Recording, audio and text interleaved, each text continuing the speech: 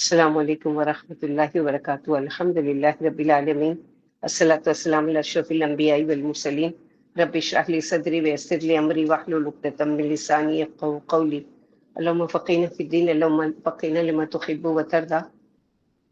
پچھلے ہفتے ہم لوگوں نے پڑھا تھا سورہ مائدہ کی آیت نمبر 3، حرمت علیکم المیتۃ والدم، 4 چیزوں کے بارے میں کہ بے شک اللہ تعالیٰ نے حرام کیا تم پر مردار، خون، خنزیر کا گوشت اور ہر وہ چیز جس گلا گھٹ کر مرنے والا جانور، والموقوذۃ اور چوٹ کر کھا کر اوپر سے گر کر مرنے والا، اور نطیحۃ اور ٹکر کھا کر مرنے والی، وما اکل السبع اور جس کو کھا گئے درندہ، الا ما ذکیتم سوائے اس کے کہ جس کو تم نے ذبح کر لیا ہو، وما ذبیح اور وہ جو ذبح کیا گیا ہو، علی النصب آستانوں پر۔ یہاں تک ہم لوگوں نے پڑھا تھا وَأَن تَسْتَقْسِمُوا بِالْأَزْلَامِ ذَلِكُمْ فِسْقٌ۔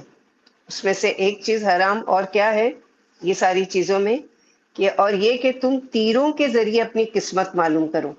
عربوں کے ہاں یہ بھی رواج تھا کہ ظلم وہ تیر جس کے پر نہ لگائے گئے ہوتے، یعنی کوئی نشان نہیں ہوتا تھا، فال گیری کے لیے ان تیروں پر ایک طرف لکھا ہوتا تھا کر لو افعل، دوسری طرف لا تفعل، لا تفعل یعنی مت کرو۔ فال لینے کے لیے پھینکتے تھے اور جو آتا اس کو مان لیتے، یعنی افعل آتا تو کہتے تھے کہ وہ کام کر لو، اور لا تفعل یعنی مت کرو کہ تو پھر وہ کام نہیں کرتے تھے۔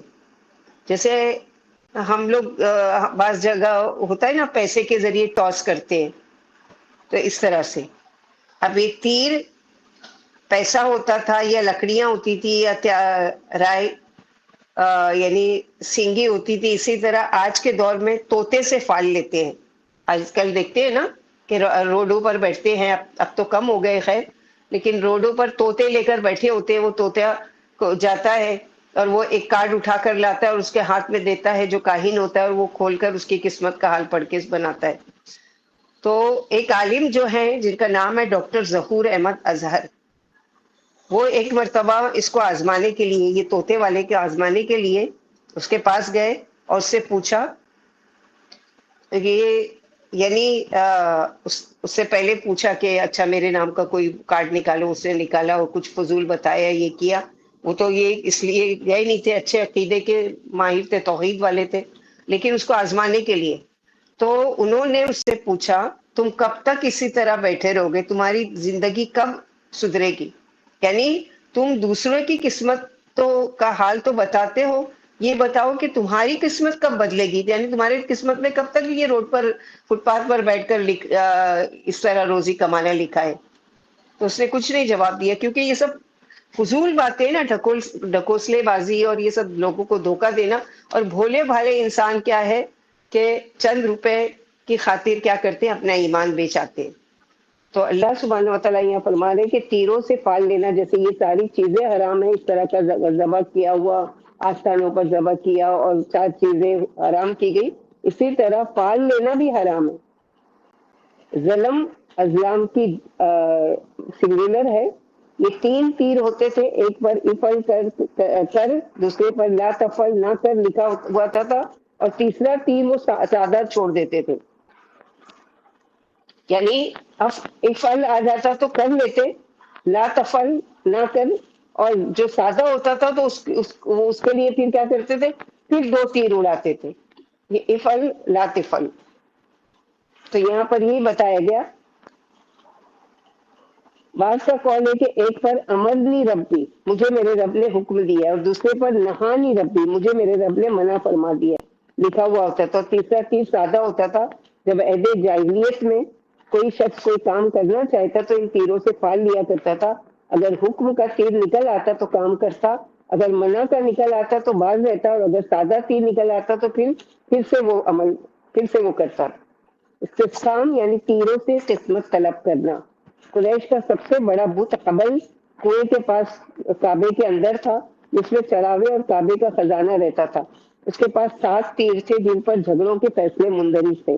نازک وقت پر انہیں تیروں سے فال لی جاتی تھی، اور تیر سے جو جواب نکلتا تھا ان کا اس پر ایمان تھا، اس سے بال بھر بھی نہیں ہٹا کرتے، یعنی اتنا پکا ایمان تھا کہ جو تیر میں آتا تھا اس کے مطابق کر لیتے تھے۔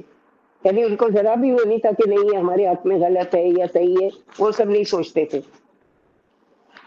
جب رسول اللہ صلی اللہ علیہ وسلم کعبہ اقدس میں تشریف لے گئے، وہاں آپ نے ابراہیم اور اسماعیل علیہ السلام کی تصویریں دیکھی جن کے ہاتھوں میں تیر تھے، تو فرمایا اللہ ان مشرکوں کو غارت کرے، انہیں خوب معلوم ہے کہ انہوں نے تیروں سے کبھی پال نہیں، یعنی ابراہیم علیہ السلام اور اسماعیل علیہ السلام کا بت بنایا، ان کے ہاتھوں میں تیر پکڑا دیے کہ یہ اس سے پال لیا کرتے تھے۔ تو آپ صلی اللہ علیہ وسلم نے بتایا کہ اللہ ان کو غارت کرے کہ وہ تو توحید پر قائم تھے، وہ لوگ یہ شرکیہ عمل نہیں کرتے تھے۔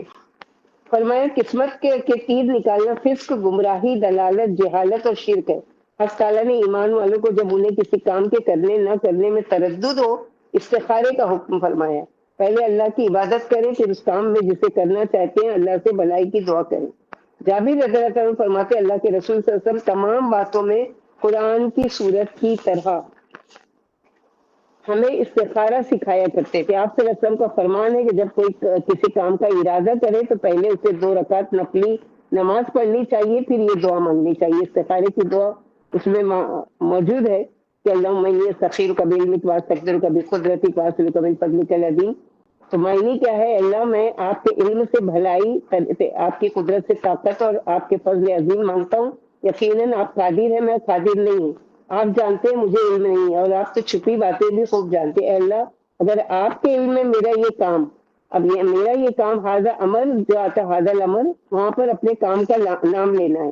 مثلا میں بزنس شروع کرنا چاہتا ہوں، اب 2 وہ ہے، یا جاب کرنا چاہتا ہوں، دونوں ہی اچھے لگ رہے ہیں بظاہر جاب، لیکن فیوچر میں کس کے ساتھ میرے لیے ڈیل ہوگی یا کہاں کا رزق تقدیر میں میرے لیے لکھا ہے مجھے نہیں معلوم۔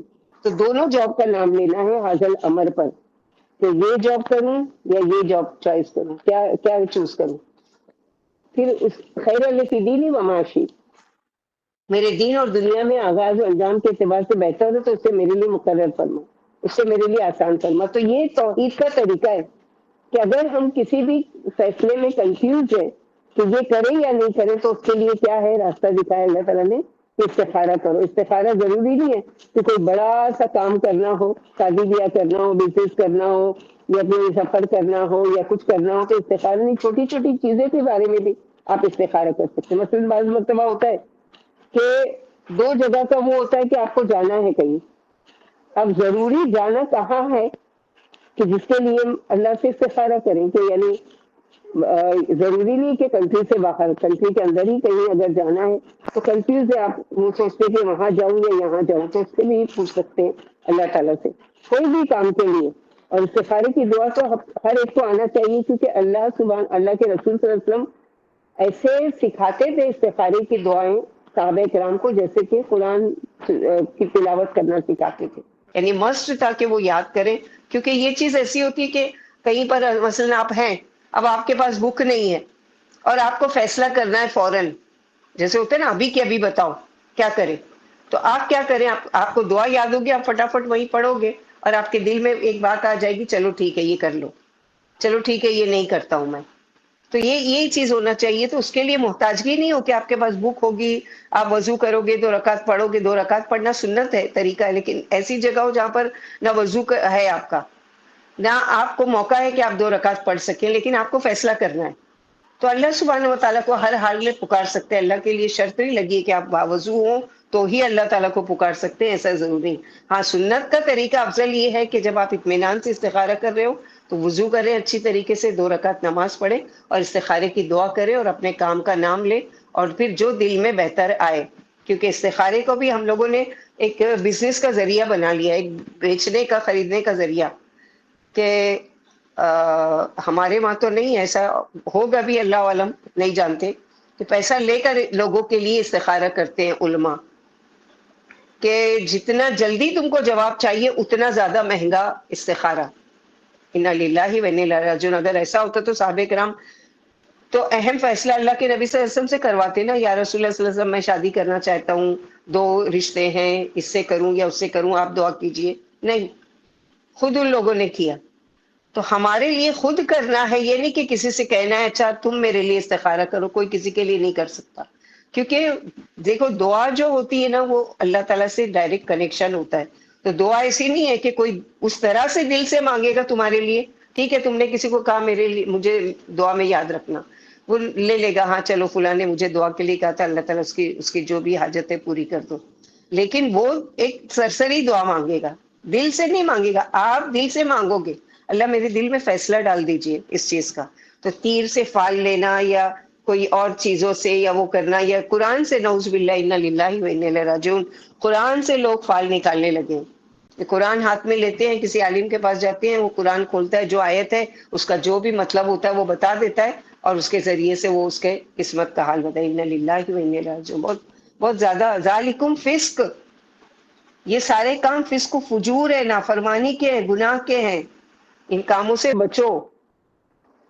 الیوم یئس الذین کفروا من دینکم فلا تخشوہم واخشونی الیوم اکملت لکم دینکم.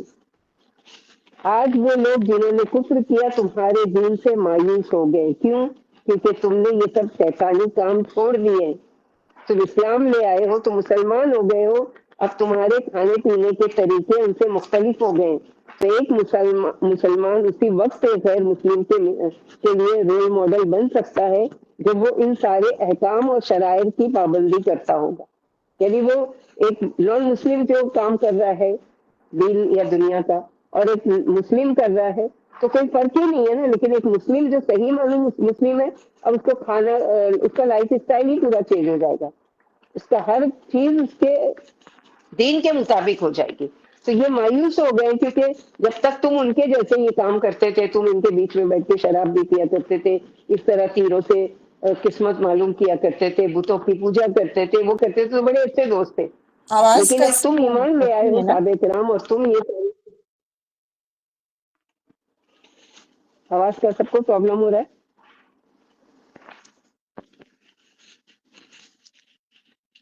تو یہاں پر جو بتایا گیا ہے کہ اللہ سبحانہ و تعالیٰ فلا تخشوہم کلیئر نہیں ہے واخشونی. آواز. صحیح سے نہیں آ رہی آواز بچہ. کلیئر نہیں آ رہی؟ کیا نیٹ کا بہت پرابلم ہے اللہ.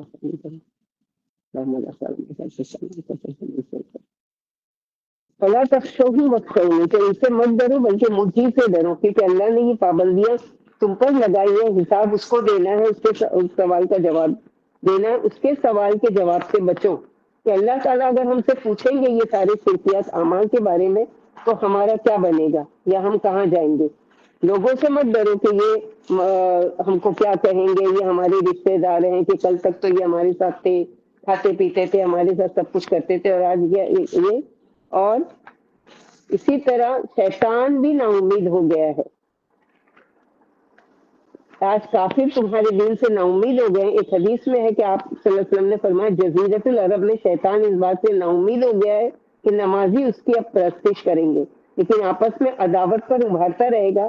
یہ معنی بھی ہو سکتا ہے کہ شیطان کے پرستار مسلمانوں کی مشابہت سے نا امید ہو گئے، کیونکہ مسلمان اپنی امتیازی صفات سے ان سے جدا ہو گئے. اسی وجہ سے حق تعالیٰ نے اپنے مومن بندوں کو حکم فرمایا کہ وہ صبر کریں، کافروں کی مخالفت پر ثابت قدم رہیں، اور اللہ کے سوا کسی سے خوف نہ کریں.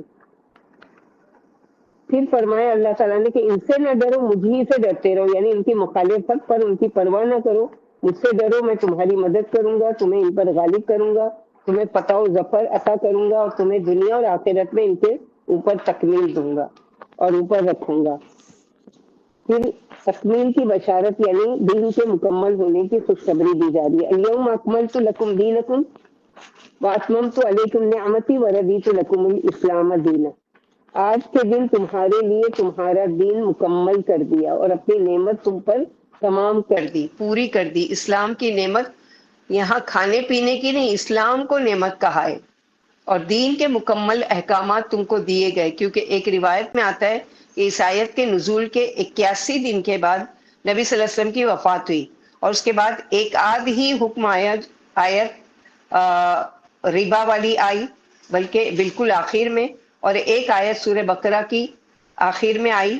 اس آیت کے بعد آپ صلی اللہ علیہ وسلم کے آخری ایام میں وَاتَّقُوا يَوْمًا تُرْجَعُونَ فِيهِ إِلَى اللَّهِ، کہ ڈرو اللہ سے کہ جس کی طرف تم سب کو لوٹ کر جانا ہے. لیکن دین کا ایک بڑا حصہ دے دیا گیا تھا. وَرَضِيتُ لَكُمُ الْإِسْلَامَ دِينًا، اور تمہارے لیے دین اسلام کو پسند کر لیا گیا. ایک یہودی جس کا نام کعب احبار تھا، اس نے حضرت عمر رضی اللہ عنہ سے پوچھا کہ تمہیں ایک ایسی آیت ملی کہ اگر وہ ہم پر اترتی تو ہم اس دن کو اپنے لیے عید قرار دیتے۔ یہود پر ایسی کوئی آیت نہیں ملی۔ مسلمان کو کامل دین دیا گیا کہ زندگی کے ہر شعبے کی رہنمائی یہ آیت عرفہ کے دن شام کو اتری، جمعہ کا دن تھا۔ حضرت عمر فرماتے جس دن یہ آیت اتری اس دن 5 عیدیں تھی۔ نمبر 1 یہ کہ جمعہ کا دن تھا جس کو چھوٹی عید کہا جاتا ہے۔ نمبر 2 عرفے کا دن تھا، یہ جو یوم الحج ہے کہ اگر عرفے میں کوئی نہیں گیا تو اس کا حج ہی نہیں ہوا۔ نمبر 3 یہود کی عید تھی اور دوسری عید نصارہ کی اور تیسری عید مجوسیوں کی عید تھی۔ تو یہاں پر اللہ سبحانہ و تعالیٰ فرما رہے ہیں کہ آج میں نے تمہارا دین مکمل کر دیا، تم پر اپنی نعمت پوری کر دی اور میں تم سے اسلام ہی سے راضی ہوا۔ حق تعالیٰ شانو کی امت محمدیہ پر یہ سب سے بڑی نعمت ہے کہ اس نے ان کا دین اللہ کے رسول صلی اللہ علیہ وسلم کی زندگی میں ہی مکمل کر لیا، ورنہ آج چاروں طرف جو بدعت اور شرک ہو رہی ہے وہ تو شیر ہو ہی جاتے کہ دیکھو دین میں کمی تھی اور ہم نے اس کو پورا کیا، نعوذ باللہ۔ لیکن دوسرے لوگ بھی شک و شبے میں رہتے نا کہ پتہ نہیں، ہاں ان کی بات صحیح ہے، لیکن یہ آیت جو ہے یہ ہم کو دلاسا دیتی کہ نہیں، اب دین میں کوئی اس طرح سے دین اللہ کے نبی صلی اللہ علیہ وسلم کی زندگی میں مکمل ہو گیا، اب اس دین میں نہ کوئی نئی بات داخل کی جائے گی اور نہ اس دین میں سے کوئی نئی بات، کوئی بھی پرانی بات نکالی جائے گی۔ اب انہیں کسی دوسرے دین کی حاجت نہیں اور نہ کسی اور نبی کی ضرورت ہے۔ اسی وجہ سے محمد الرسول اللہ صلی اللہ علیہ وسلم کو خاتم الانبیاء بنا کر مبعوث فرمایا گیا اور قیامت تک آنے والے تمام جینوں اور انسانوں کا نبی بنایا۔ اب وہی چیز حلال ہے جو آپ حلال فرما گئے اور وہی چیز حرام ہے جو آپ حرام فرما گئے، اور وہی دین صحیح ہے جو آپ مقرر فرما گئے۔ جس چیز کی آپ خبر دے گئے وہ بالکل ٹھیک، سچی اور برحق ہے، اور اس میں جھوٹ و خلاف ہونے کا شائبہ تک نہیں ہے۔ جیسے سورہ انعام آیت نمبر 115 میں ہم پڑھیں گے وَتَمَّتْ كَلِمَةُ رَبِّكَ صِدْقًا وَعَدْلًا، آپ کے رب کی بات صداقت اور انصاف میں مکمل ہے، یعنی خبروں میں سچی ہے اور حلال و حرام میں انصاف والی ہے۔ جب دین مکمل کر دیا گیا تو نعمت عظمیٰ بھی مکمل ہو گئی۔ تو اس سے کیا پتہ چلا کہ سب سے بڑی چیز نعمتوں میں جو ہے اللہ تعالیٰ نے جو ہم کو دی ہے وہ دین اسلام ہے اور ہدایت کی طرف رہنمائی، اور اللہ اسلام سے راضی ہو گئے۔ پھر فرمایا میں اسلام سے راضی ہوں، تم بھی اپنے لیے یہی دین پسند کرو، کیونکہ اس دین سے اللہ راضی ہے، یہ اللہ کا پسندیدہ اور محبوب دین ہے۔ اسی پیارے دین کو لے کر نبی صلی اللہ علیہ وسلم تشریف لائے، اور اسی دین کی تعلیمات کے لیے قرآن حکیم جو تمام کتابوں میں اشرف و افضل ہے اتارا گیا۔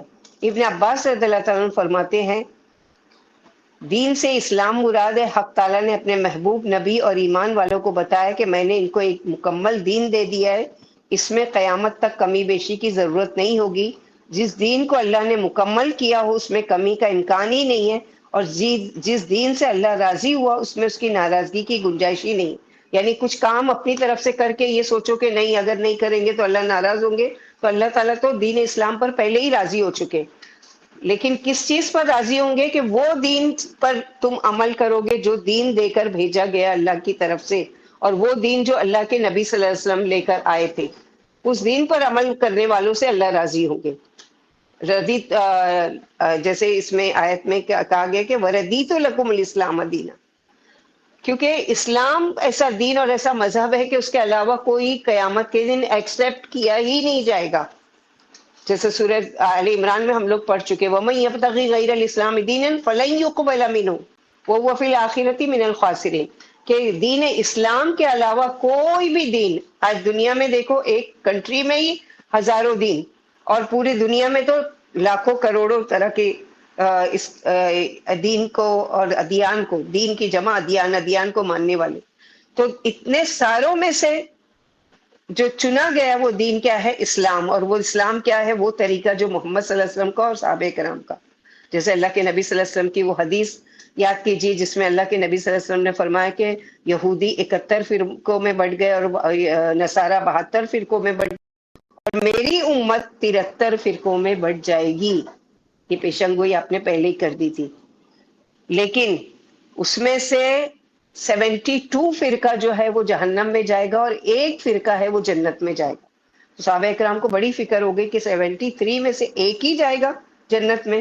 باقی سب جہنم میں جائیں گے، تو یا رسول اللہ ہم کو بتا دیجئے کہ وہ کون سا دین ہوگا، وہ کون سا طریقہ ہوگا کہ جس پر ہم چلیں تاکہ ہم جنت والوں میں سے بنیں۔ تو اللہ کے نبی صلی اللہ علیہ وسلم نے کیا فرمایا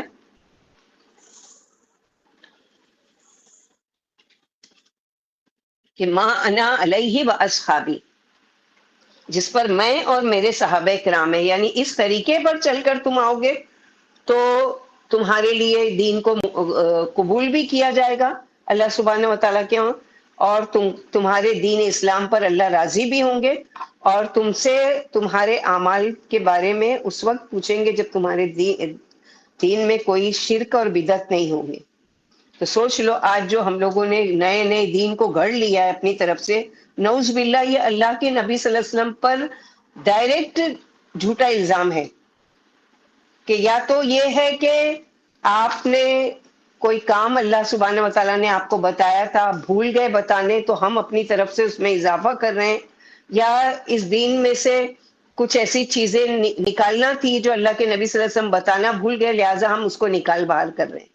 ان للہ و انا الیہ راجعون، بہت زیادہ ڈرنے کی چیز ہے، کیونکہ آخرت میں کیا ہے اس کا نقصان، کہ سب سے پہلے تو یہ کہ اللہ تعالیٰ کے وہاں دوسرا دین جو ہے وہ ریجیکٹ ہو جائے گا، جو غیر اسلامی طریقہ ہوگا، جو غیر رسول کا طریقہ ہوگا، جو غیر اللہ تعالیٰ کی رضا کا طریقہ ہوگا، وہ ریجیکٹ کر دیا جائے گا۔ ایک یہ بڑی سزا، اور دوسری سزا کیا ہوگی کہ اللہ کے نبی صلی اللہ علیہ وسلم کی ہم سب کے دلوں میں جو خواہش ہے کہ ہم اس حال میں اللہ کے نبی صلی اللہ علیہ وسلم سے ملاقات کریں کہ اللہ کے نبی صلی اللہ علیہ وسلم ہم سے خوش ہوں، ہم سے راضی ہوں، اور آپ کے مبارک ہاتھوں سے ہم کو آب کوثر پینا نصیب ہو۔ لیکن اس دن ایسے لوگ جو دین میں بدعت کیا کرتے تھے، اپنی طرف سے دین کو گھڑ لیا تھا اور ہر مہینے کی ایک رسومات بنا لی تھی، اس دن وہ جا کر شرمندہ ہوں گے جب اللہ کے نبی صلی اللہ علیہ وسلم کہیں گے سحقن سحقن، ان کو دور کرو مجھ سے، میرے قریب بھی مت آنے دو، ان لوگوں نے یہ کر دیا تھا، یعنی دین میں اپنی طرف سے اضافہ کیا، میں نے جو بات نہیں بتائی تھی وہ سب کام کر کے آئے، اور جو کرنے کو کہا تھا وہ سب چھوڑ کر آئے، لہٰذا وہ ناراضگی کا اظہار کریں گے، تو پھر کیا بنے گا؟ کیونکہ اس دن تو وہی پانی ملے گا، سارے لوگ اچ اچ پکار رہے ہوں گے اور وہی پانی ملے گا کہ جو اللہ کے نبی صلی اللہ علیہ وسلم سے کے مبارک، جس کو ایک مرتبہ وہ پینا نصیب ہو گیا، اس کو کبھی بھی پیاس نہیں لگے گی۔ لیکن ایک چوائس دی گئی، ان تمام چیزوں کو حرام کرنے کے بعد اب کبھی ان کیس کوئی مجبوری ہو سکتی ہے، کیونکہ لا یکلف اللہ نفسا الا وسعها، اللہ سبحانہ وتعالیٰ نے کسی کو بھی اس کے تکلیف سے زیادہ نہیں اس کو وہ دیا، یعنی جو اس کی استطاعت ہے اس کے زیادہ تکلیف نہیں دی۔ فمن اضطر فی مخمصۃ، لیکن جو بھوک کی وجہ سے مجبور ہو جائے، مخمصہ ایسی بھوک کہ پیٹ سے جا کر لگ جائے، یعنی شدید بھوکا انسان، کئی دنوں کا بھوکا انسان، یعنی بھوک سے مرنے کا ڈر ہو اس کو، ورنہ عام بھوک کے لیے کیا آتا ہے؟ جو آتا ہے، مخمصہ نہیں آتا ہے۔ مخمصہ یعنی شدید بھوک، جس اس میں آدمی کے جان جانے کا ڈر ہوتا ہے، جیسے کسی قحط وغیرہ، تو گناہ کی طرف میلان کرنے والے نہ ہو تو اپنی جان بچانے کے لیے اگر حرام کھا لے مگر اتنا کہ جان بچ جائے تو اس کے لیے اللہ غفور الرحیم ہے۔ پھر فرمائے جس نے بھوک کے وقت حالت اضطرار میں بقدر صد رمق مذکورہ والا حرام جانوروں میں سے کھا لیا تو وہ مبارک تعالیٰ خطا پوش مہربان ہے، وہ اپنے بندے کے اضطرار کو جانتے ہیں، یعنی اس کی تکلیف کو وہ جانتے ہیں کہ یہ مجبور ہو گیا تھا، موت کا ڈر تھا، اس لیے اس کو اپنی جان بچانے کے لیے اس نے حرام کھا لیا اور اس کی اجازت بھی دی گئی، اور اس کی حاجت کو پہچانتے ہیں، لہٰذا اس سے درگزر فرما کر اللہ تعالیٰ معاف کر دیں گے۔ ایک حدیث میں ہے کہ اللہ کو یہ پسند ہے کہ اس کی رخصت سے فائدہ اٹھایا جائے، جیسے گناہ کا ارتکاب ناپسند ہے۔ پھر فرمایا کھانے والا گناہ کی طرف جھکنے والا نہ ہو، یعنی اللہ کی معصیت کا ارتکاب کرنے والا نہ ہو، کیونکہ حق تعالیٰ نے مردار کو اضطرار کے وقت مباح فرمایا، یعنی وہ مثلا کسی ایسی جگہ جا کر پھنسا ہوا ہے کہ جہاں جنگل بیابان ہے، دور تک کوئی پانی کا ٹھکانہ نہیں، کوئی کھانے پینے کی چیز نہیں، کوئی ایسی چیز نہیں مل رہی ہے جس سے وہ اپنی جان بچا سکے، لیکن اس کو کہیں مردہ جانور پڑا ہوا ملتا ہے۔ اب بھوک کی اتنی شدت ہے کہ اگر وہ نہیں کھاتا ہے تو مر جائے گا، تو وہ کیا کرتا ہے اس میں سے کچھ لقمہ لے کر کھا لیتا ہے تاکہ اس کی جان بچ جائے۔ اور اس طرح تو سورہ بقرہ میں بھی گزر چکی فمن اضطر غیر باغ ولا عاد، کہ جو مجبور ہو اور گناہ کرنے والا اور حد سے آگے بڑھنے والا نہ ہو، اس پر کوئی حرج نہیں۔ یاد رکھو اللہ خطا پوش اور مہربان۔ चंद सालों पहले इजिप्ट में एक जलजिला आया था बहुत बुरी तरीके से। तो एक इजिप्शियन जो है मसरी, वो सऊदी से छुट्टी पर गया हुआ था। उसने अपना वाकया खुद का बताया कि जैसे जाते हैं आमतौर पर छुट्टियों पर, तो बीवी के लिए चूड़ियां लेके और बच्चों के लिए खिलौने लेके और ये सारी चीजें। तो बोले चंद दिन तो हम बड़े खुशी से गुजरे छुट्टी के और हमारे साथ, लेकिन अब जब जलजिला आ गया तो पूरा घर और पूरा वो तबाह हो गया। अब हम ऐसा दब गए मलबे में कि ना हमारे लिए खाना पीना था, ना कोई चीज ऐसी थी कि जिससे हम जान बचा सके। अपनी आंखों के सामने वो कहता है कि अपने बच्चों को मैंने तड़पता हुआ और जान ली, लेकिन मैं कुछ नहीं कर सका। अपनी बीवी को देखा कि वो जिसके हाथों में जो मैं सोने की चूड़ियां लेकर गया था वो देख रही है और उसको कहती है कि आज ये मेरी किस काम की, कि मुझे एक घूंट पानी, ये सब ले ले कोई और मुझे एक घूंट पानी दे दे। और ये कहते कहते वो भी मर गई। तो लोगों ने पूछा फिर आप कैसे जिंदा रहे? तो कहता है कि मैंने अपना पेशाब निकाला और उसको पिया और इस तरह से मेरी जान बची। फिर बाद में रिफ्यूजी वाले आए और लोगों ने निकाला मुझे और मेरी जान बची। तो फमन इस्तुर्रा खैरा, यानी वो इतना मजबूर हो गया कि अपनी जान बचाने के लिए उसने वो हराम चीज जो मना है हमारे इस्लाम में, ऐसी चीजें, गंदगी है, फिस्क है, तो लेकिन वो उसकी वजह से। तो आज भी ऐसे लोग हैं कि इस तरह से अल्लाह सुब्हानहू व तआला के इजाजत दी है, क्योंकि दीन हमारा इस्लाम जो है आसान दीन मजहब है। ये नहीं कि तुम मर जाओ भले से लेकिन तुम कुछ नहीं खा सकते, ऐसा नहीं है। मसलन ऐसी जगह, ऐसी कंट्री में जहाँ पानी दूर दूर तक नहीं है और वो मरने की कैफियत पर आ गया, अब शराब की चंद घूंट कहीं पड़े हुए हैं बॉटल में या वो है, तो वो पी सकता है या नहीं पी सकता है? वो अपनी जान बचाने के लिए पी सकता है, बस उतना। ये नहीं कि चलो फिर वो उसको नशे की आदत लग गई और अब बाद में हमेशा वो उसको मजा आ गया और मजा लेता रहे, नहीं, बस उस वक्त के लिए उसको इजाजत है, बाद में नहीं। तो यहाँ पर अल्लाह सुब्हानहू व तआला उसी की इजाजत दे रहे हैं, क्योंकि फ़इन्न अल्लाह गफूरुर रहीम, बेशक अल्लाह ताला सबसे बड़ी चीज तो उसकी उस मजबूरी की हालत को जानते हैं कि उसकी उस वक्त क्या कंडीशन थी, क्या वाकई वो ऐसा मजबूर था या बस अपने उसके लिए मौज मजे के लिए या जो भी है, तो अल्लाह ताला बेहतर जानते हैं। फिर ऐसा करने वाले के लिए साथ अल्लाह क्या करेंगे कि उसके गुनाह को वो जो मुर्दार खा लिया या जो हराम चीज खा ली या जो भी चीज अपनी जान बचाने के लिए खा ली, उसको अल्लाह ताला माफ कर देंगे, क्योंकि अल्लाह बड़े रहीम और बड़े गफूर हैं और बड़े बख्शने वाले। यसअलूनका माज़ा उहिल्ला लकुम कुल उहिल्ला लकुमुत तय्यिबात वमा अल्लमतुम मिनल जवारिहि मुकल्लिबीन तुअल्लिमुनहुन्ना मिम्मा अल्लमकुमुल्लाह। और वो आपसे पूछते हैं, कह लीजिए सारी ही पाकीज़ा चीजें हलाल हैं। अब हर कोई, फिर ये सब बता दिया गया तो हर कोई, अच्छा ये भी हलाल है, ये भी हराम है, ये भी हलाल है, तो बता दिया गया है कि वो सवाल करते हैं आपसे कि हर चीज तुम्हारे लिए हलाल है सिवाय के चंद चीजें जिनको अल्लाह ने हराम करार दिया या नबी सल्लल्लाहु अलैहि वसल्लम ने हराम बता दी। नबी सल्लल्लाहु अलैहि वसल्लम का फरमान है, लेकिन नबी सल्लल्लाहु अलैहि वसल्लम को भी इजाजत नहीं है कि वो कोई चीज खुद से हराम कर ले, क्योंकि 28वें पारे सूरह तहरीम में अल्लाह सुब्हानहू व तआला ने आप सल्लल्लाहु अलैहि वसल्लम को भी टोक दिया, जब किसी वजह से बीवियों की से नाराज होकर या उनकी किसी वजह से, हम लोग वो पढ़ेंगे तो आप समझ आएगा, या सूरह तहरीम की तफसीर देख लीजिए कि क्यों हराम किया। अल्लाह के नबी सल्लल्लाहु अलैहि वसल्लम ने तो कसम खा ली कि मैं आज से शहद को हाथ भी नहीं लगाऊंगा। तो वहां पर फौरन अल्लाह सुब्हानहू व तआला ने आयत उतार दी, या अय्युहन नबी लिमा तुहर्रिमु मा अहल्लल्लाहु लक, ए नबी सल्लल्लाहु अलैहि वसल्लम, आपने उस चीज को क्यों हराम करार दे दिया जिसको अल्लाह ताला ने हलाल किया था। तो आप भी हलाल को हराम करने पर कादिर नहीं है, हराम को हलाल पर करने पर कादिर नहीं है, सिवाय के जो हुक्म अल्लाह सुब्हानहू व तआला की तरफ से आप सल्लल्लाहु अलैहि वसल्लम को दिया गया हो उसके मुताबिक। तो यहाँ पर जो बताया जा रहा है, मेरी आवाज क्लियर आ गई आप लोगों को?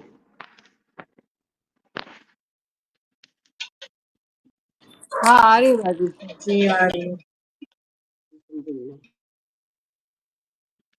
और अल्लाह सुब्हानहू व तआला यहाँ फरमा रहे कि वमा अल्लमतुम मिनल जवारिहि मुकल्लिबीन तुअल्लिमुनहुन्ना मिम्मा अल्लमकुमुल्लाह फकुलू मिम्मा अमसकना अलैकुम वज़्कुरुस्मल्लाहि अलैहि वत्तकुल्लाह इन्नल्लाह सरीउल हिसाब। اور جو سکھایا تم نے شکاری جانوروں کو، ٹرینڈ کیا، اور جیسے کتے کو یا کسی درندے کو ایسا کتا یا باز کہ جو چھوڑے تو وہ چل پڑے، آواز دے تو رک جائے، واپس بلا لے، یعنی ٹرین کیا ہوا. اور جانوروں کو جب شکار پر بھیجو، یعنی باز کو جیسے ہوتا ہے نا، پہلے باز کو ٹرین کرتے تھے، باز ایک پرندہ چیل کی طرح کا ہوتا ہے، اور اس کو ٹرین کیا جاتا تھا، اور وہ کیا کرتا تھا، جا کر شکار کر کے لا کر پنجے میں اور دیتا تھا اپنے مالک کو. اسی طرح کتا، تو یہ درندے حالانکہ چیر پھاڑ کریں تو منع ہے، حرام ہے اس سے پہلے کی آیت میں، لیکن ان کو چھوڑتے ہوئے تم کیا کرو گے کہ بسم اللہ پڑھ کر چھوڑو گے. یعنی جیسے بسم اللہ کر کے تم جانور پر چھری پھراتے ہو، ایسے بسم اللہ کر کے ان جانوروں کو شکار کے لیے چھوڑو گے. اور وہ خود نہ کھائیں، یعنی یہ نہیں شکار کر کے کھانے لگا اور آدھا کھایا ہوا پھر آپ کو لا کے دیا، نہیں، شکار کیا اور بلکہ مالک کے لیے چھوڑ دے. تو اس ٹرینڈ جانور کے ساتھ کوئی اور جانور اگر آ گیا تو پھر وہ گوشت کیا ہے، مشکوک ہو جائے گا. خواہ تم ان کو دوبارہ ذبح نہ بھی کرو، جانور کو چھوڑتے ہوئے بسم اللہ کہنا، جانور کا منہ لگا کاٹ کر کھا لو، اور بسم اللہ اللہ اکبر کہہ کر اس جانور کو چھوڑو. اوپر والی آیت میں وہ چیزیں حرام قرار دی گئی تھی جو گندی ہونے کے علاوہ استعمال کرنے والے کے بدن کو یا دین کو یا دونوں کو مضر تھی، اور حالت اضطرار و حاجت کے وقت اس کی اجازت تھی. چنانچہ ایک آیت میں فرمایا، سورہ انعام آیت نمبر 119 میں، وَقَدْ فَصَّلَ لَكُم مَّا حَرَّمَ عَلَيْكُمْ، حق تعالیٰ نے حرام چیزیں تمہارے سامنے تفصیل سے بیان فرما دی، مگر جس کی طرف تم مجبور ہو جاؤ. اس لیے اس آیت میں حلال چیزوں کا بیان آ گیا کہ لوگ پریشان ہو گئے کہ اب کیا کریں، کیا کیا چیزیں حلال ہیں، ہم کو نہیں معلوم. تو اللہ تعالیٰ یہاں فرما رہے، نبی صلی اللہ علیہ وسلم کی تاریخ میں فرمایا، وَيُحِلُّ لَهُمُ الطَّيِّبَاتُ وَيُحَرِّمُ عَلَيْهِمُ الْخَبَائِثَ، سورہ اعراف آیت نمبر 157. اعوذ باللہ من الشیطان الرجیم. وَيُحِلُّ لَهُمُ الطَّيِّبَاتُ وَيُحَرِّمُ عَلَيْهِمُ الْخَبَائِثَ، سورہ اعراف آیت نمبر 157. آپ لوگوں کے لیے پاکیزہ چیزیں حلال اور گندی چیزیں حرام فرماتے. عدی بن حاتم اور زید بن محلحل نے رسول اللہ صلی اللہ علیہ وسلم سے پوچھا، یا رسول اللہ صلی اللہ علیہ وسلم، حق تعالیٰ نے مردار کو تو ہمارے لیے حرام فرما دیا ہے، پھر ہمیں کیا چیزیں حلال ہیں؟ چنانچہ اللہ تعالیٰ نے یہ آیت اتاری کہ تمام چیزیں حلال ہیں. تو یہ بات سے وہ حلال جانور مراد ہے جنہیں اللہ کا نام لے کر ذبح کیا گیا ہو. فرمایا وہ سارے حلال اور طیب ہیں، اور جس کا شکار کرنے کے لیے تم کو کہا گیا، یعنی کیچلی والے جانور اور درندے اور سانپ اور بچھو اور یہ ساری چیزیں جن کو حرام کیا ہے، کتے، گدھے، یہ ساری چیزیں. لیکن اس کے علاوہ بہت کچھ ہے نا کھانے کے لیے، مرغی ہے، بکری ہے، بیل ہے، گائے ہے، بھینس ہے، اونٹ ہے، تو یہ ساری چیزیں حلال ہیں. پھر سکھائے ہوئے جانور، شکاری جانوروں کا حکم فرمایا، تم نے جن شکاری جانوروں کو ٹرینڈ کیا ہے، سکھایا ہے، یہ جانور سیدھے ہوئے کتے، تیندوے اور باز وغیرہ جن سے شکار کیا جاتا ہے وہ مراد ہیں. ابن عباس فرماتے ہیں یہ جانور سدھائے ہوئے کتے اور باز ہیں، اور ہر پرندہ جو شکار کے لیے ٹرین کیا گیا ہو، جوارح یعنی شکاری کتے، تیندوے، باز وغیرہ. سدھائے ہوئے کتے کی یہ نشانی ہے کہ جب اسے شکار پر چھوڑا جائے تو شکار پر دوڑے، جب اسے مالک روکے تو رک جائے، اور جب شکار پکڑ لے تو مالک کے لیے روکے رکھے جب تک کہ وہ آ نہ جائے، اپنے لیے نہ روکے. پھر جب کتا سیدھا ہوا ہو اور مالک کے لیے شکار روک کر رکھے اور اسے بسم اللہ کہہ کر چھوڑا گیا ہو تو شکار بالاجماع حلال ہے، چاہے کہ اس کے شکار کرنے کے بعد وہ مر چکا ہو، کیونکہ پہلے شکار کرتے ہوئے بسم اللہ کہہ کر چھوڑا گیا اور اس کو وہ کیا، جیسے کہ بسم اللہ کہتے ہوئے چھری جب پھرانے جا رہے ہیں تو جانور زندہ تھا، لیکن جب اس وقت بسم اللہ ہی اللہ اکبر کہہ کر چھری پھرائی گئی تو اب وہ مردار ہو گیا. تو ایسے ہی جو جانور بسم اللہ ہی اللہ اکبر کہہ کر چھوڑا گیا ہے، اب وہ جا کر اس کو پکڑ لیتا ہے، پکڑ کر اس کو مثلاً گلے پر پکڑ لیا، اب اس کی خون نکل گیا یا جو بھی ہو گیا، جان نکل گئی، تو اب وہ بھی حلال ہے. اس آیت کے مفہوم کے مطابق حدیثیں بھی آئی ہیں. عدی بن حاتم فرماتے ہیں، یا رسول اللہ صلی اللہ علیہ وسلم، میں بسم اللہ کہہ کر ٹرین کیے ہوئے کتے چھوڑتا ہوں. فرمایا جب تم بسم اللہ کہہ کر سدایا ہوا کتا چھوڑتے ہو تو جس شکار کو تم پر روک لے اسے کھا لو. میں نے کہا خواہ کتے اسے مار ڈالیں؟ فرمایا خواہ کتے مار ڈالیں، جب تک کہ ان میں دوسرا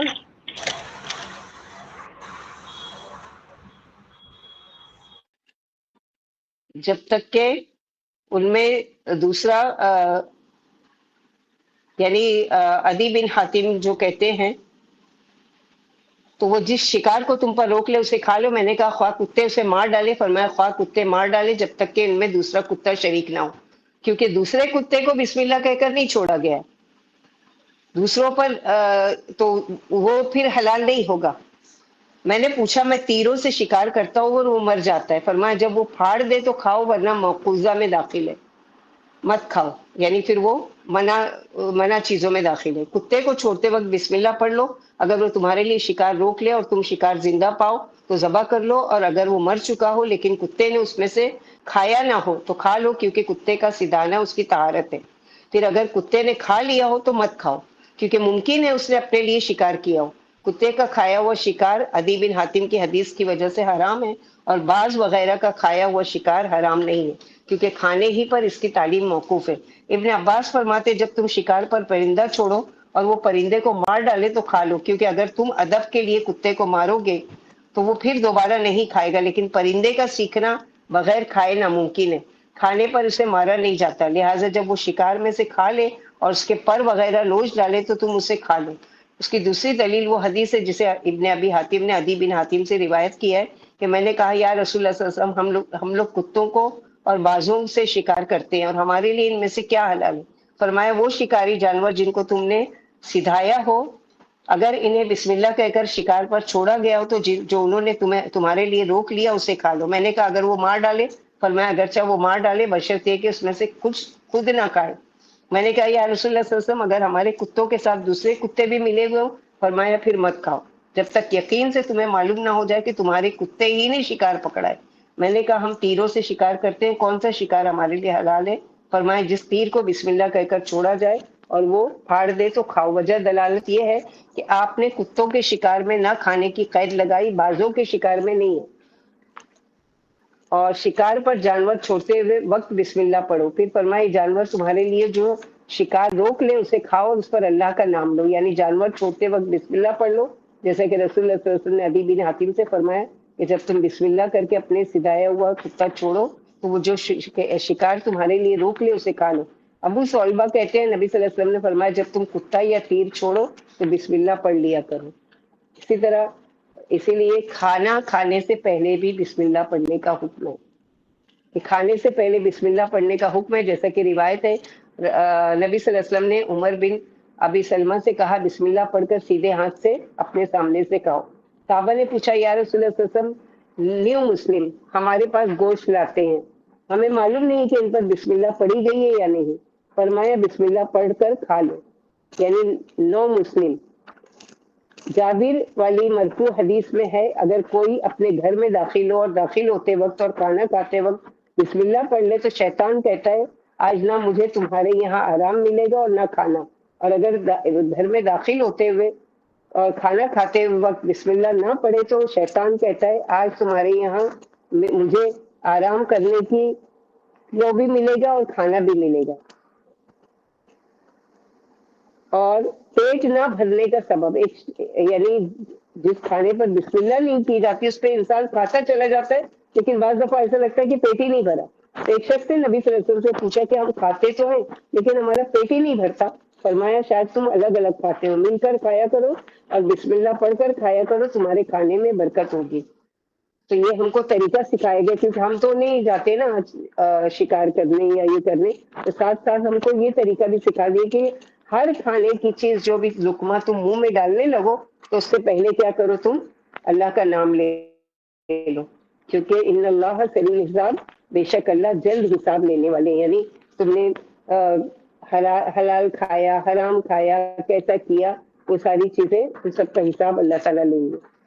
آگے اللہ تعالیٰ فرماتے آیت نمبر 5 میں الیوم احل لکم الطیبات وطعام الذین اوتوا الکتاب حل لکم وطعامکم حل لہم والمحصنات من المؤمنات والمحصنات من الذین اوتوا الکتاب من قبلکم اذا آتیتموہن اجورہن محسنین غیر مسافین. پاک دامن عورتوں کے بارے میں کہ آج حلال کر دی گئی تمہارے لیے ہر صاف ستھری پاکیزہ چیزیں اور اہل کتاب کا کھانا بھی حلال ہے مگر جو حرام طریقے کا نہ ہو. یعنی اب یہ آیت کے مطابق ہم سوچیں گے یہود و نصارہ کا کھانا ہم کھا سکتے ہیں کیونکہ قرآن میں بولا گیا حلال ہے. تو کب حلال ہے؟ جب یا تو وہ بتوں کے یعنی وہ جو شرک کرتے ہیں اس کے نام کا نہیں بنائے ہوں، اور یا یہ اس لیے کہ اس میں حرام کی چیز نہیں ملائے ہوں. مثلا یہ کرسمس وغیرہ میں جو یہ بناتے ہیں کیک وغیرہ، اس میں وائن ملاتے ہیں، وہ کرتے ہیں، تو وہ ہم کو کھانا حلال نہیں ہے، کیونکہ ایک چیز حرام ملا کر اس کو بنائیں گے. اب وہ ہم کو لا کر دیتے کہ یہ چونکہ ہماری عید ہے اور آپ کھائیے اور یہ کیجیے، تو نہیں کھا سکتے. اسی طرح جو کرسچینٹی میں عیسیٰ علیہ السلام کے نام پر جو چیز بنائی جاتی ہے، چڑھائی جاتی ہے، وہ بھی ہمارے لیے حلال نہیں ہے. باقی ایسی ہی کوئی کامن چیز وہ دے رہے ہیں جس میں یہ چیزوں کا شک نہیں ہے، تو کھا سکتے ہیں، مگر طریقہ حرام نہ ہو. اور تمہارے کھانا ان کے لیے بھی حلال ہے، لیکن جھٹکے کا جانور خنزیر حرام مشکوک تو نہیں کھائیں گے. یعنی جانور کو ذبح نہیں کیا گیا بلکہ الیکٹرک شاک دیا گیا ہے، تو وہ بھی حرام ہے ہمارے لیے کھانا. والمحصنات من المؤمنات، پاک دامن مومن عورتیں بدکاری کرنے والی نہیں ہوں.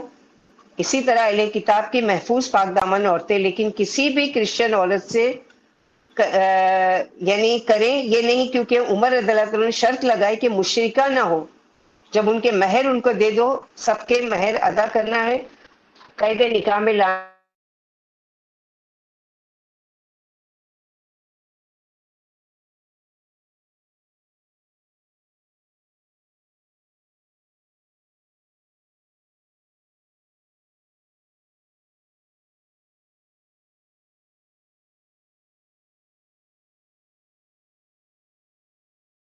اور ظلم ہے، اور جو کوئی کفر کرے گا یا انکار کرے گا ایمان کے ساتھ، پھر بلا شبہ ضائع ہو گئے اس کے عمل، اور وہ آخرت میں خسارہ پانے والوں میں سے ہوگا.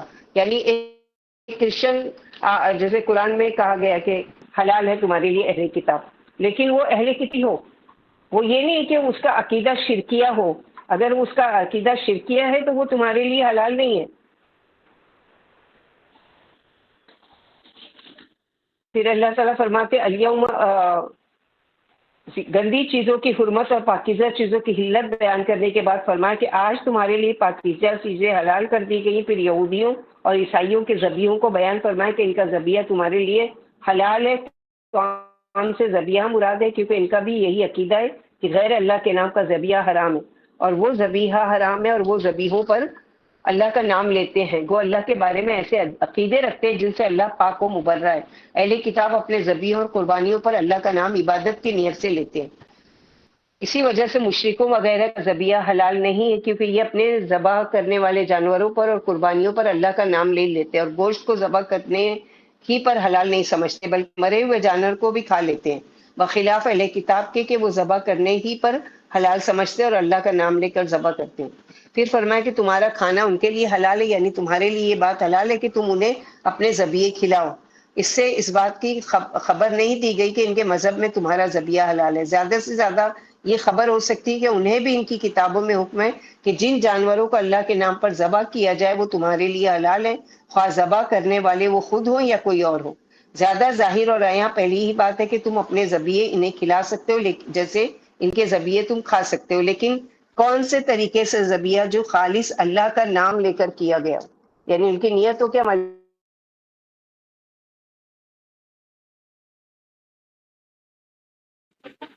السلام علیکم ورحمۃ اللہ وبرکاتہ. آواز آ رہی ہے میری آپ لوگوں کو؟ ہاں باجی اب لگی. سر کا کچھ پرابلم ہے یہاں پر، اللہ آسانی کرے. پھر فرمایا مرد بھی پاک دامن ہو اور زنا کاروں چھپی آشنائی کرنے والے نہ ہو. جس طرح عورتوں میں پاک دامنی کی شرط ہے، اسی طرح مردوں میں بھی ہے. مسافے اس زنا کار کو کہتے ہیں جو زنا سے باز نہ ہو، اور جس عورت سے داؤں چلے زنا کر لے. ایسا مرد بھی نہ ہو کہ اس کی کسی عورت سے چھپی ہوئی آشنائی ہے.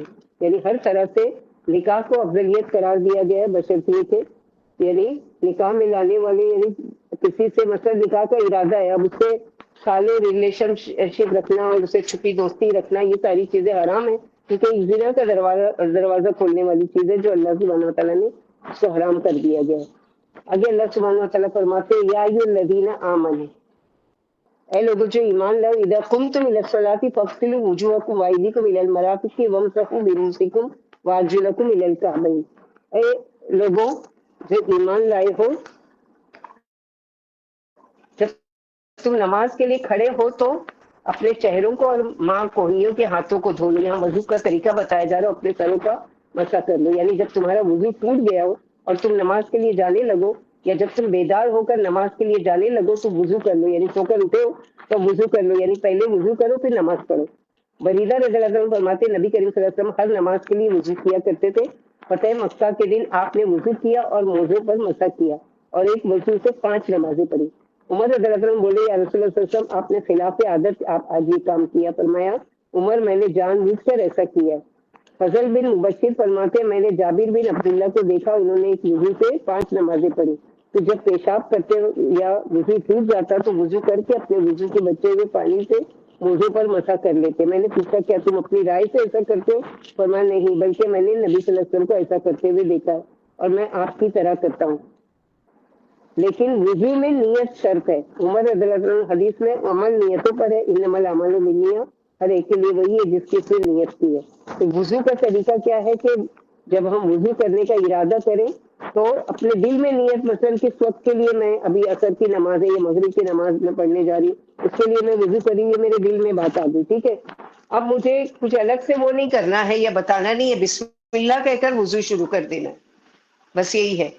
آگے وضو اور غسل کے احکامات اس آیت میں نماز کے لیے پاکیزگی اور وضو اور غسل، کیونکہ نماز سے پہلے وضو کا کرنا نہ صرف یہ کہ جسمانی طہارت کا حاصل کرنا ہے، بلکہ اس کے علاوہ انسان کے لیے روحانی سکون کا ذریعہ بھی. آج جو سائنس میں پانی سے علاج کا جو طریقہ دریافت ہوا ہے اس میں سے ایک یہ بھی بتایا گیا کہ جتنی بار پانی سے اپنے ہاتھوں اور چہروں کو دھویا جائے تو کئی ٹینشن سے انسان کو نجات ملتی ہے. لیکن ایک مسلمان صرف اس نیت سے وضو نہیں کرتا کہ چلو میں وضو کروں تاکہ میرا ٹینشن دور ہو، نہیں، بلکہ وہ تو دین کا ایک حصہ ہے، کیونکہ نبی صلی اللہ علیہ وسلم نے فرمایا طہارت نصف ایمان ہے. اس کے علاوہ وضو سے انسان کے گناہ بھی دھلتے ہیں. حدیث میں ہر اعضاء کے دھونے سے ہاتھ کے، چہرے کے سارے گناہ معاف ہوتے. دوسری حدیث نبی صلی اللہ علیہ وسلم نے فرمایا میری امت قیامت کے دن وضو کی وجہ سے چمکتے اعضاء کے ساتھ آئے گی. جیسے کہ صحابہ کرام نے سوال کیا تھا کہ یا رسول اللہ صلی اللہ علیہ وسلم اتنی ساری قوم اس دن موجود ہوگی، آپ ہمیں کیسے پہچانیں گے کہ ہم آپ کی امتی ہیں؟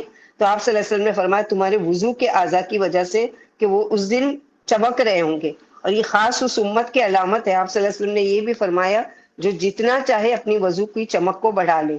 ابتدائی اسلام میں ہر نماز کے لیے الگ الگ وضو کیا جاتا تھا، لیکن فتح مکہ کے دن آپ صلی اللہ علیہ وسلم نے وضو سے پہلے یعنی 5 نمازیں ایک وضو سے پڑھی، اور اس کا طریقہ یہ تھا کہ وضو کیا مثلاً اور موزہ پہن لیا. اب پھر دوسری نماز کے لیے وضو کرنا ہے تو وضو کر لیں گے پورا، لیکن پیر کے اوپر کیا ہے ہاتھ گیلا کر کے خالی پھیر لیں گے تو بھی چلے گا. لیکن شرط کیا ہے کہ پہلے موزہ پہننے سے پہلے وضو کیا ہوا تھا. وضو سے پہلے نیت کا ہونا ضروری ہے، پھر بسم اللہ پڑھنا بھی ضروری ہے، کیونکہ آپ صلی اللہ علیہ وسلم نے فرمایا جس نے بسم اللہ نہیں پڑھی اس کا وضو نہیں ہوا. وضو کے اعضاء کو ترتیب وار دھونا ہے، جیسے یہاں ترتیب بھی بتائی گئی. اعضاء وضو کا کوئی حصہ بھی خشک نہ رہے تو وضو نہیں ہوگا. بال کے برابر بھی نبی صلی اللہ علیہ وسلم کی حدیث ہے کہ ایڑیوں کو آگ سے بچاؤ. وضو کے 4 فرائض ہیں. نمبر 1 چہرے کا دھونا. چہروں کو کس طرح دھونا ہے؟ یعنی پورا بال کے جہاں اینڈ شروع ہو رہا ہے اپنے ماتھے کا، وہاں کی پیشانی اور کان کا حصہ اور اپنی ٹھوڑی کے نیچے کا حصہ، یہ پورا وضو کا حصہ ہے چہرے کا. نمبر 2 فرائض میں سے ہاتھوں کو کوہنیوں تک اچھی طرح، یعنی ہر کوئی جیسے کوئی پینٹ لگ گیا ہے یا نیل پالش لگی ہو یا آٹا لگا ہوا ہے تو صاف کر کے اچھی طرح کا دھونا ہے، کہ بال کے برابر بھی اگر خشک ہوگا تو اس کا وضو نہیں ہوگا. پھر نمبر 3 فرائض میں سے سر کا مسح، ماتھے کے ابتدا سے لے کر پیچھے تک. یاد رکھے کہ گردن کا مسح ثابت نہیں ہے سنت سے. آپ صلی اللہ علیہ وسلم کا طریقہ کیا تھا کہ ہاتھ جو وضو کا پانی سے گیلا ہوتا تھا اس کو دونوں ہاتھوں کو ملاتے تھے، سر کے آگے حصے سے لے کر ہماری جیسے چوٹی ہے اس کے نیچے تک لے جا کے واپس ہاتھ پھیر کر اور پھر بال سیدھا کر لیتے تھے. یہ نہیں کہ بعد میں ہاتھ گیلا کر کے گردن کو وہ کیا جا رہا ہے، نہیں، اللہ کے نبی صلی اللہ علیہ وسلم سے گردن کا مسح ثابت نہیں ہے. چوتھی فرائض میں سے کہ پاؤں کو ٹخنوں تک دھونا. یہ فرائض ان میں سے اگر ایک بھی چھوٹ جائے تو وضو نہیں ہوتا. ہاں سنتیں اس میں الگ سے ہیں. سنت میں کیا ہے؟ بسم اللہ پڑھنا، کیونکہ نبی صلی اللہ علیہ وسلم نے فرمایا اس کا وضو نہیں ہوا جو اس پر اللہ کا نام نہ پڑے. یعنی وضو کے پہلے سنت کیا ہے کہ بسم اللہ پڑھ کے شروع کیا جائے. پھر دوسری سنت کیا ہے کہ برتن میں ہاتھ ڈالنے سے پہلے ہتھیلیوں کو دھویا جائے. تیسرا مسواک کرنا سنت ہے، لیکن یہ چیزیں ایسی کہ فرائض میں سے نہیں ہے کہ اگر آپ یہ نہیں کرو گے تو وضو نہیں، لیکن بسم اللہ نہیں کرو گے تو وضو نہیں ہوگا. چوتھا کلی کرنا اور ناک کے ہنسنوں تک پانی ڈالنا، یعنی بائیں انگلی کا چھوٹی جو انگلی ہے اس کو ناک کے اوپر اندر تک کا جہاں تک ہو سکے وہاں پانی پہنچانا. مردوں کے لیے داڑھی کا خلال کرنا، کانوں کے اندر اور باہر کا مسا کرنا، مسا میں جانا اور آنا واپس. ہاتھوں اور پاؤں کی انگلیوں کا خلال دائیں سے طرف سے شروع کرنا ہر اعضاء کا، اور چمک بڑھانے کے لیے آگے تک کرنا. وضو کے بعد کی دعا، اس کے لیے جنت کے 8 دروازے کھول دیے جاتے ہیں، جیسا کہ اللہ کے نبی صلی اللہ علیہ وسلم نے فرمایا کہ جس نے اچھی طرح وضو کیا اور خوب اچھی طرح وضو کیا، اس کے بعد کہا کہ اشہد ان لا الہ الا اللہ وحدہ لا شریک لہ واشہد ان محمدا عبدہ ورسولہ اللہم اجعلنی من التوابین واجعلنی من المتطہرین سبحانک اللہم وبحمدک اشہد ان لا الہ الا انت استغفرک واتوب الیک. تو اس کے لیے یعنی ہر وضو کے ساتھ ہی جنت کے 8 دروازے کھل جاتے. اور اس وضو کی اہمیت کو اور بڑھانے کے لیے کیا کر سکتے ہیں کہ اپنی کوئی بھی نماز شروع کرنے سے پہلے 2 رکعت تحیۃ الوضو سے شروع کریں. یہ جنت میں لے جانے والے کاموں میں سے ہے، اللہ تعالیٰ کے پسندیدہ کاموں میں سے ہے.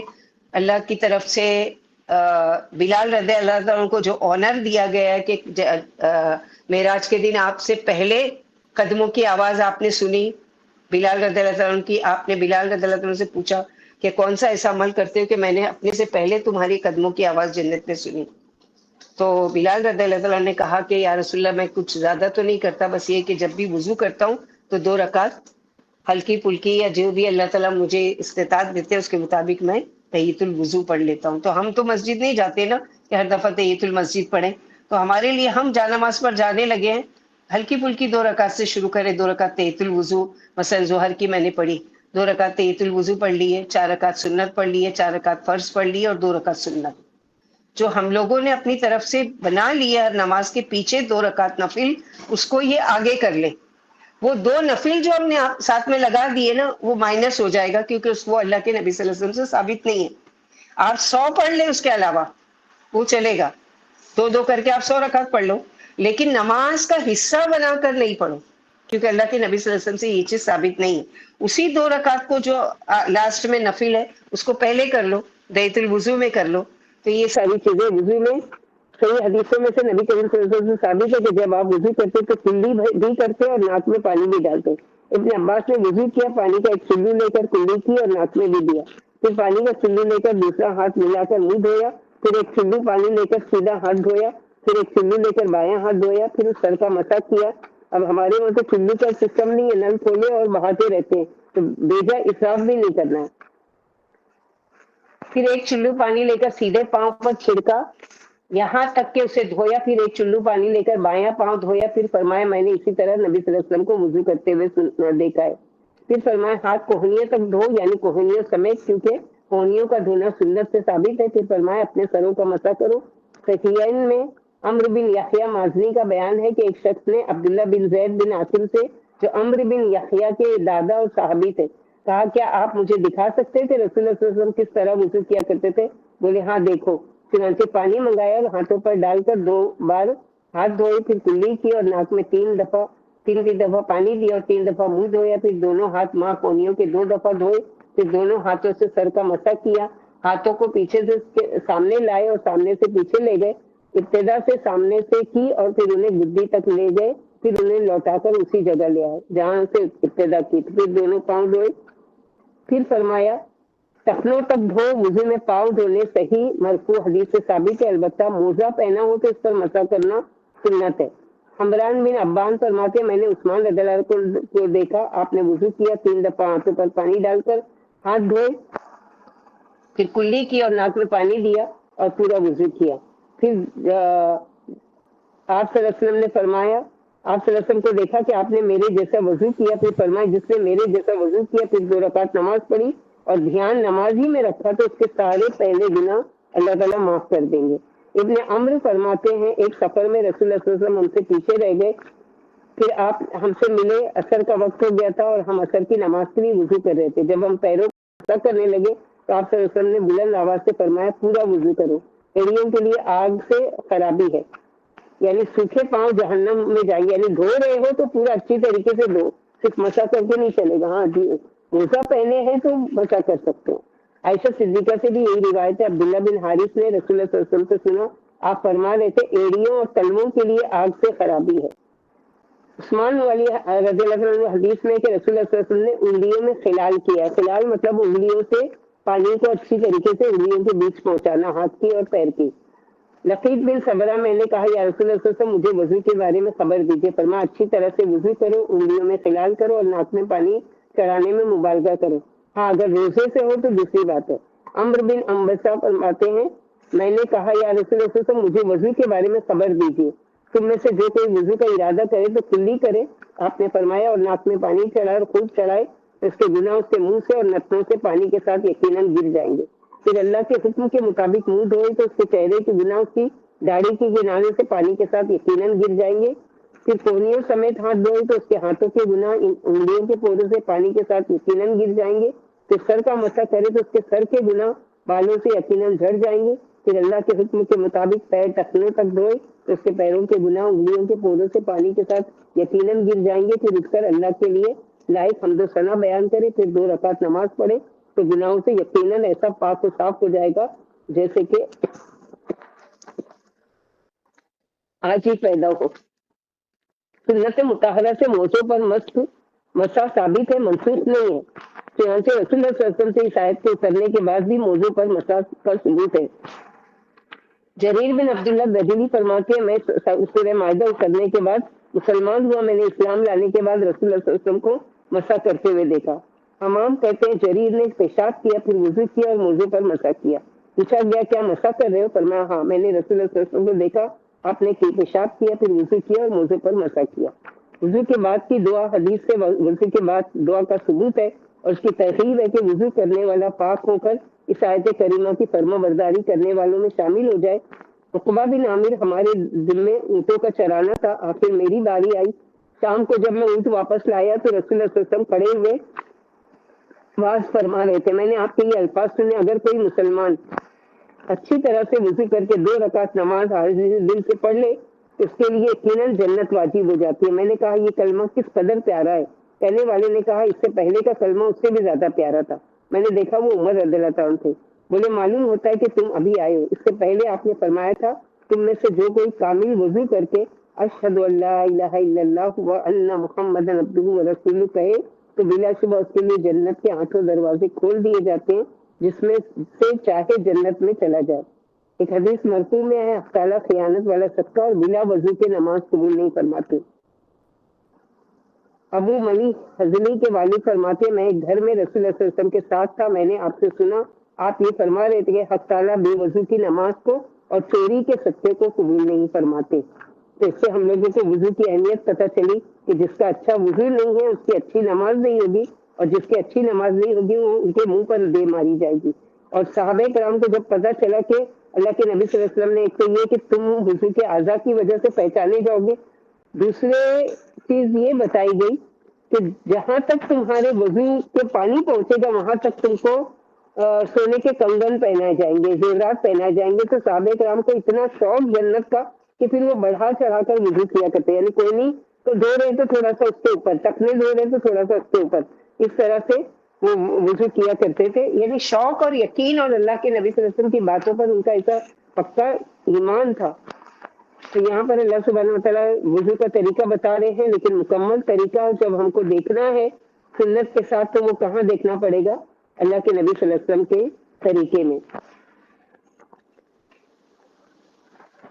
وَإِن كُنتُمْ جُنُبًا فَاطَّهِّرُوا وَإِن كُنتُمْ مَرْضَىٰ أَوْ عَلَىٰ سَفَرٍ أَوْ جَاءَ أَحَدٌ مِّنكُم مِّنَ الْغَائِطِ أَوْ لَامَسْتُمُ النِّسَاءَ فَلَمْ تَجِدُوا مَاءً فَتَيَمَّمُوا صَعِيدًا طَيِّبًا فَامْسَحُوا بِوُجُوهِكُمْ وَأَيْدِيكُم مِّنْهُ مَا يُرِيدُ اللَّهُ لِيَجْعَلَ عَلَيْكُم مِّنْ حَرَجٍ وَلَٰكِن يُرِيدُ لِيُطَهِّرَكُمْ وَلِيُتِمَّ نِعْمَتَهُ عَلَيْكُمْ لَعَلَّكُمْ تَشْكُرُونَ۔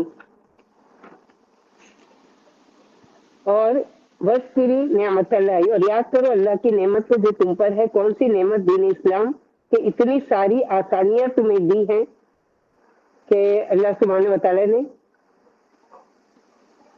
और वमीसाकुम लदीना वासक़कुम बिही, नहीं इसके अलावा भी है कि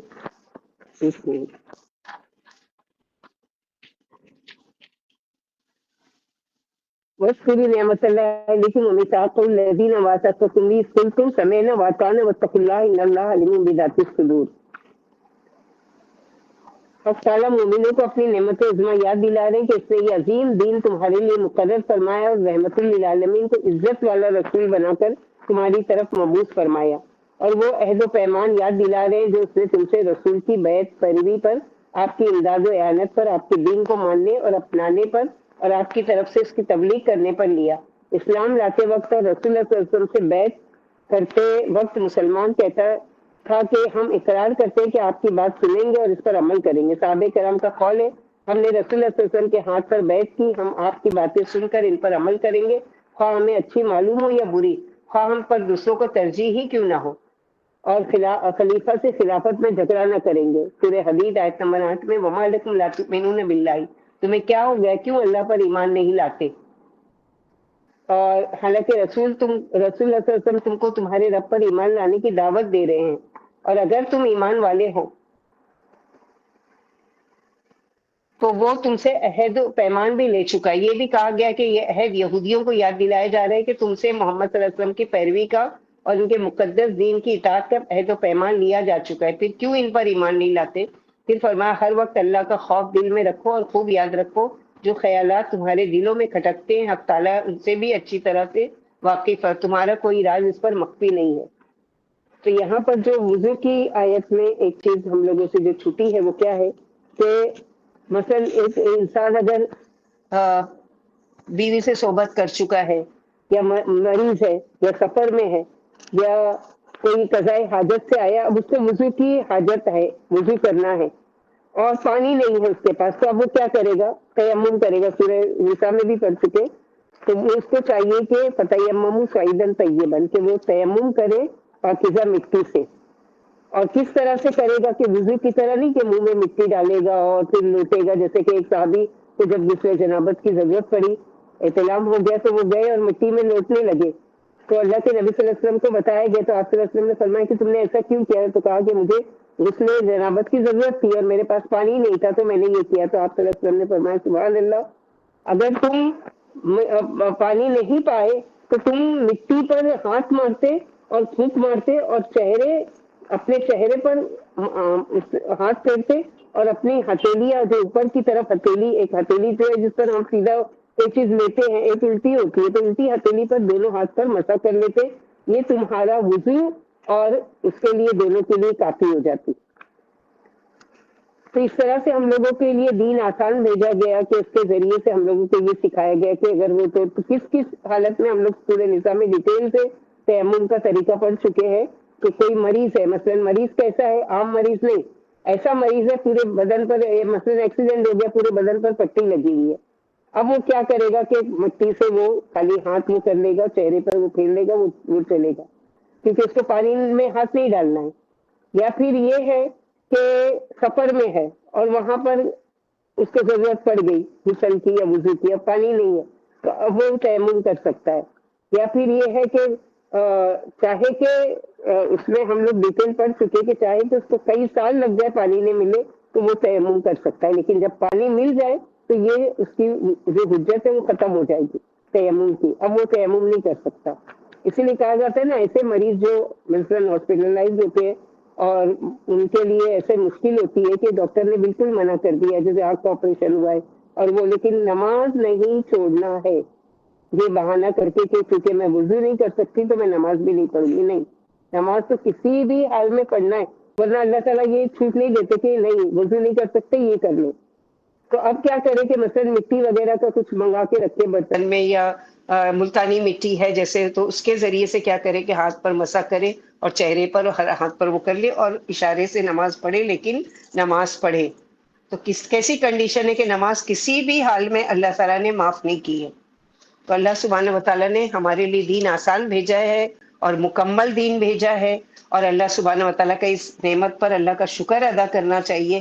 اللہم لک الحمد علی نعمت الایمان، اللہم لک الحمد علی نعمت الاسلام، اللہم لک الحمد علی نعمت الہدایہ، اللہم لک الحمد علی نعمت القرآن، اللہم لک الحمد علی نعمت محمد صلی اللہ علیہ وسلم۔ الحمد للہ الذی بنعمتہ تتم الصالحات۔ اللہ کا شکر اور احسان ہے کہ آج ہم نے بہت ہی امپورٹنٹ آیت پڑھی کہ الیوم اکملت لکم دینکم، کہ نعمت والی آیت کہ اللہ تعالیٰ نے ہم پر اپنی نعمت کو تمام کیا۔ اللہ کرے کہ ہم اس نعمت پر پورے عمل کرنے والے بنیں، اور اللہ سبحانہ و تعالیٰ ہماری کوششوں کو قبول کرے اور اس پر ہم کو ثابت قدم رکھے، اور اسی دین اسلام اور اسی دین صحیح عقیدے کے ساتھ ہم دنیا میں رہیں، اور اسی عقیدے کے ساتھ ہم دنیا سے جائیں اس حال میں کہ ہمارا رب ہم سے راضی ہو، اور اللہ سبحانہ و تعالیٰ کی خوشنودی کے کام کرتے ہوئے اللہ کی رضا کی حالت میں اللہ تعالیٰ ہم کو موت دے۔ اللہم ارزقنا الاخلاص و حسن الختام، اور اللہم ارزقنی شہادت فی سبیلک وجل موتی فی بلد رسولک۔ ہر ایک کو یہ دعا کرنا چاہیے، چاہے کہ ہماری استطاعت ہے یا نہیں ہے، کہ اللہ تعالیٰ ایمان پر خاتمہ کرنا اور اپنے خلیل کے مدینے میں موت دینا۔ ربنا تقبل منا انک انت السمیع العلیم وتب علینا انک انت التواب الرحیم۔ سبحان ربک رب العزت عما یصفون وسلام علی المرسلین والحمد للہ رب العالمین۔ سبحانک اللہم وبحمدک اشہد ان لا الہ الا انت استغفرک واتوب الیک۔ السلام علیکم ورحمۃ اللہ وبرکاتہ۔